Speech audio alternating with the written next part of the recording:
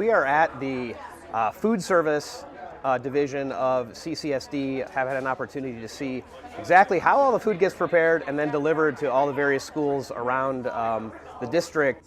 So instead of taking the district as one group, Jeff is very good where she started grouping smaller groups together. So when I was walking through the facility, I was really impressed. I did stop to look at packaged food that addressed our kids that have allergies. But then also I was really impressed on top of that, addressing certain religious needs where kids may not be able to eat pork, that is taken into consideration as well. All the studies show that kids who are hungry have a hard time learning, have a hard time paying attention, just have a more difficult time in school. So I think the importance of being able to make sure that kids that need food have it.